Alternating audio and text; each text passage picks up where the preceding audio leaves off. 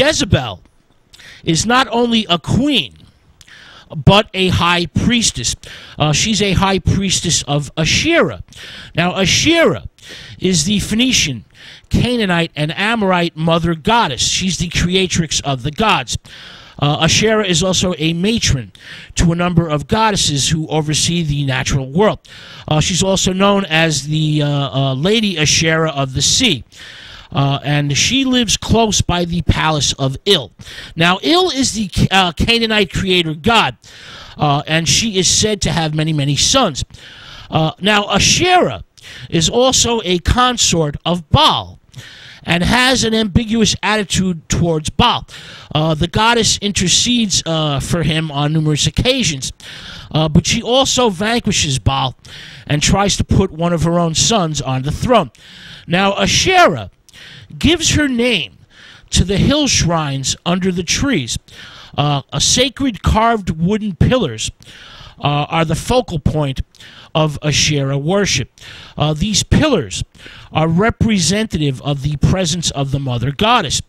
Her popularity in ancient Israel is beyond dispute or debate.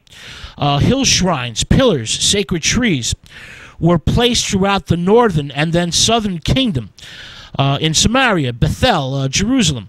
The cult of Asherah becomes part of the Yahwistic tradition. The goddess Asherah becomes the consort or wife of Yahweh.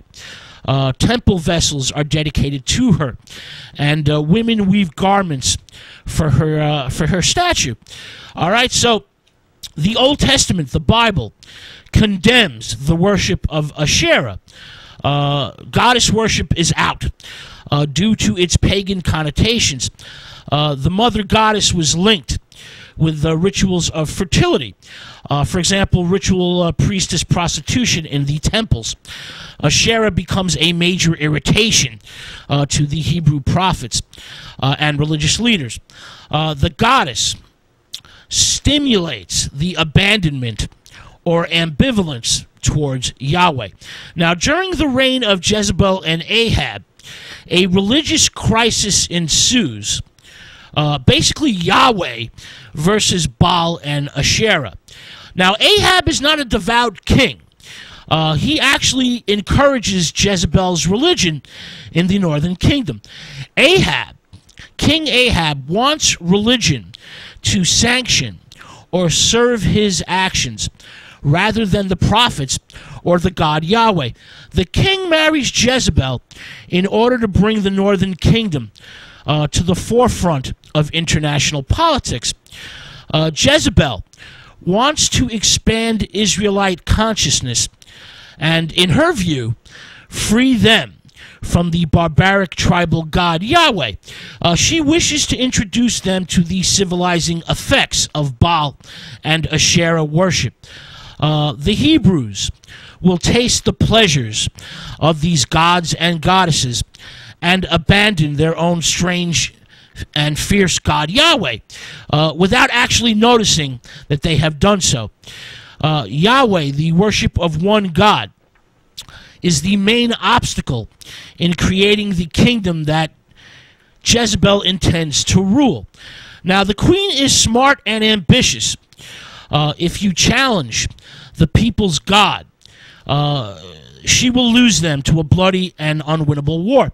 A peaceful transition is essential to her plans, but let them see the benefits of adding another god or two, and the people will become hers without even knowing that they have changed. Now, King Ahab agrees with her, much to her surprise and delight, and joins her in worship. The king seems to enjoy the change.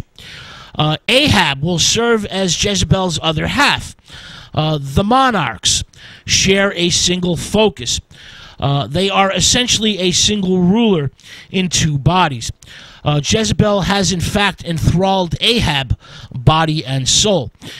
Ahab admires her beauty and envies her freedom from the fears that the prophets are using to keep him and Israel enslaved to Yahweh.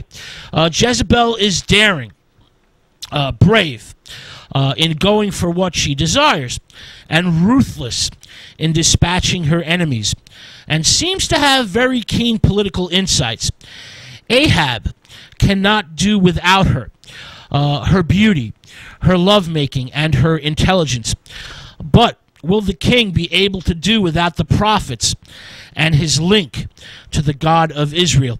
Both Jezebel and Ahab will soon find out that they have been found guilty by the Lord God Yahweh of disrespecting him and his prophets. And the ambitious royal couple will have a terrible price to pay indeed. All right, with that thought, we're going to take a musical break. When we return, we're going to dive much deeper into the events of the biblical texts from Kings 1 and 2.